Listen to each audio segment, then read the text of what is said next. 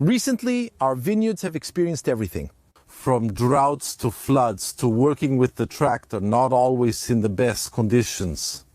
All of this affects the soil.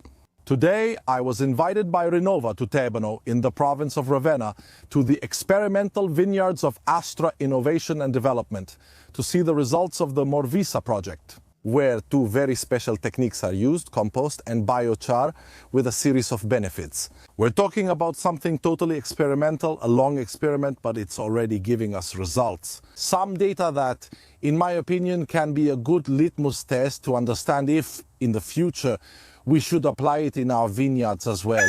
And hi to all the farmers, I hope you're all doing well. Today, I have another video in the field with the professors and researchers to better understand what they're doing. They're using a combination of various techniques. The project is really a development of a circular economy. The grapevine gives us a lot. Sometimes we only take the bunch to make wine, but we have a lot of waste material. So I think about pruning, I think about all the leftovers from winemaking. The goal is to turn it into two different fertilizers, compost and biochar. The whole experiment is based on using these two composts, biochar alone, compost alone, and biochar and compost together. But let's go with the professor in the field to better understand exactly what they're doing.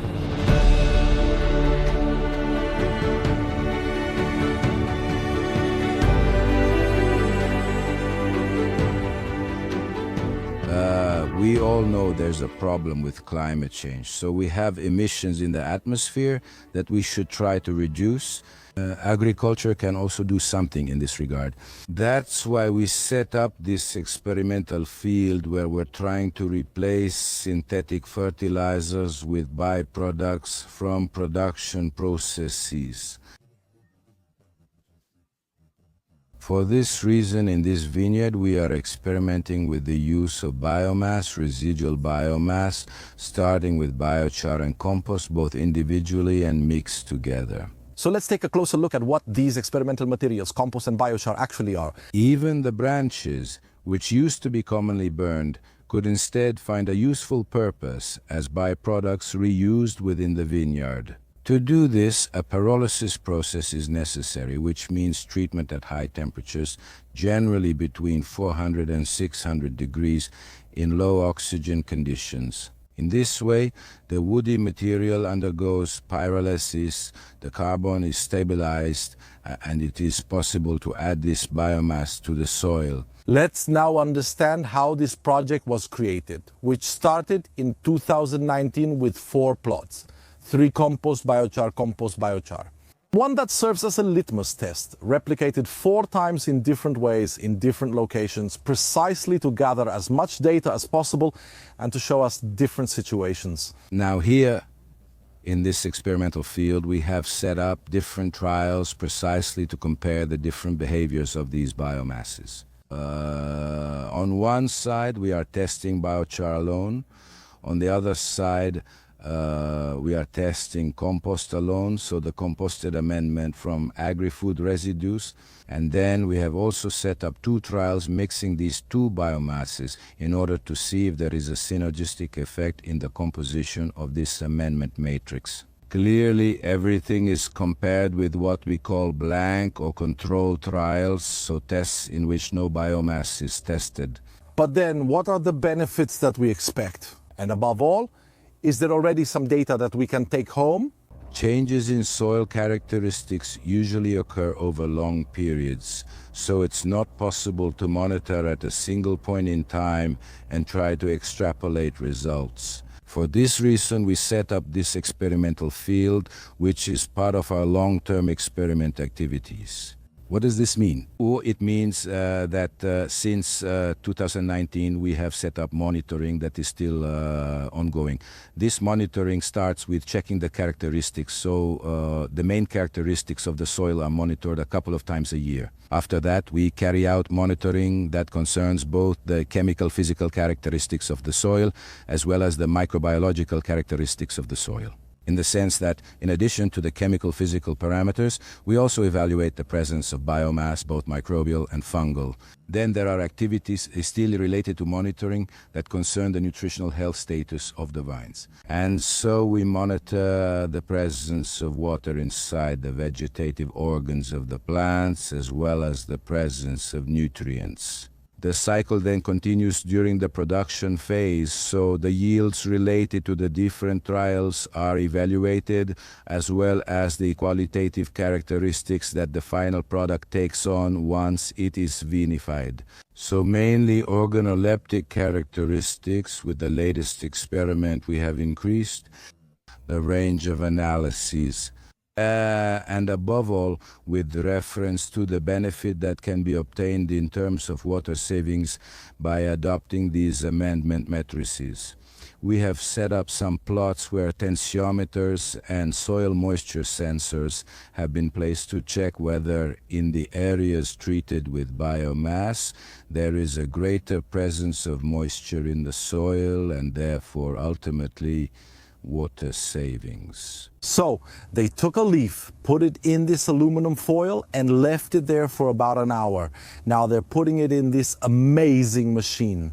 Basically, through the pressure that's applied, we'll see. The leaf will basically start to release water, which tells us about the leaf's water status. Do you see the water, the sap coming out? And this data needs to be recorded. And how are we doing here? The plants are in good water condition. In good water condition. There is no stress right now. Perfect. Despite the heat. Of course, someone might say to me, yes, but as a winemaker, I just look at the leaves and I can more or less understand what stage they're at. Of course, but we need to have parameterized scientific data, and this is parameterized scientific data.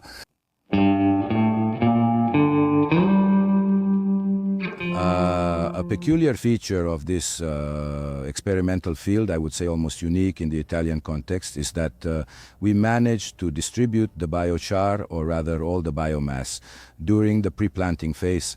So in 2019, before planting the young vines, we distributed the biochar and the other biomass, and then the young vines were planted. And every year we renew the distribution of the biomass, but not the biochar. The biochar was distributed on a single occasion before planting. In parallel with the monitoring we are doing, we are also applying a modeling approach, both life cycle assessment, and also a modeling approach that tells us about the dynamics of soil carbon. Precisely because in these long-term experiments we want to try to understand if the carbon remains stored and what its labile component is. And also to give farmers the opportunity to certify their product by associating production with certain practices and yields in terms of carbon emissions.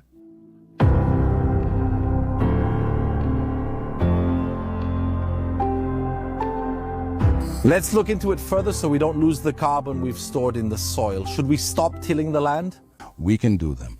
However, as you can see, in this vineyard there is a part with grass cover, so no tilling is done there, whereas the tilling is only done along the row.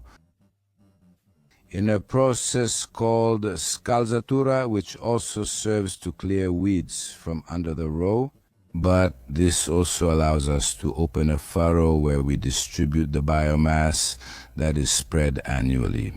So what we mentioned earlier as compost or mixtures of compost and biochar. The biochar, on the other hand, was distributed only once before planting and is no longer distributed. Do we incorporate the compost into the soil or leave it on the surface? We open the furrow, distribute the material, and then close the furrow. Let's go a bit deeper into this. Biochar, which is perhaps the compound we know the least about. Let's see what the pros and cons are. So one of the characteristics that biochar or biomass in general should provide is to increase water retention and also to improve soil permeability. Now here the distribution has only taken place along the row, so any potential benefit can only affect this portion of the soil. The soils here are predominantly silty, so they are only slightly affected by the overall effect of compaction.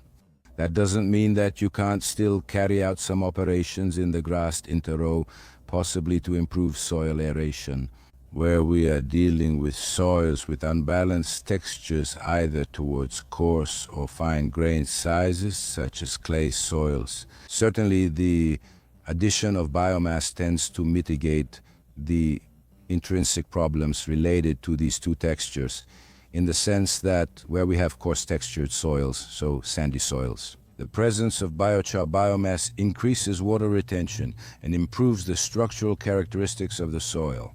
On the other hand, where we have soils that are generally finer and more clayey, the presence of biomass still tends to modify and improve the natural tendencies of the soil. To compact, to become suffocating, to limit permeability and water infiltration. So definitely from a physical point of view, biomass brings a benefit at the agronomic level. Very interesting then. Biochar is excellent. We need to start and in the meantime do soil analyses so we don't unbalance the soil. Excellent. Also because, as we've heard, it can improve the water retention of our vineyard. Biochar, due to its characteristics, has a significant carbon content, mostly in a stable form. But it also has other characteristics, such as having or causing a generally alkaline pH. Therefore, its best use could clearly be in those soils that have an acidic nature. In order to mitigate its pH, in this case, in this vineyard, we have pH levels that are subalkaline, so we're at around 8 to 8.5. Therefore, the effect of biochar is one that, if you will, could tend to lead to an increase in pH. So this is definitely not a favorable aspect because, on the other hand, it could lead to a decreased absorption, especially of the microelements. However, what we have found and are still verifying in this experimental field is that where we have used biomass, both the yields and the quality of the grapes obtained are better than the control. And probably in this case, the mixture of biochar and compost can tend to mitigate this effect of raising the pH, because compost has a slightly lower pH. So the combination of the two materials can definitely, or at least is giving us the best results we've observed. However, I would like to stress the fact that the changes we can observe are verified over the long term. So there is a need to develop and maintain these experiments over a prolonged period, precisely to see the long-term effects. And don't just rely on one analysis or result from a particularly severe year.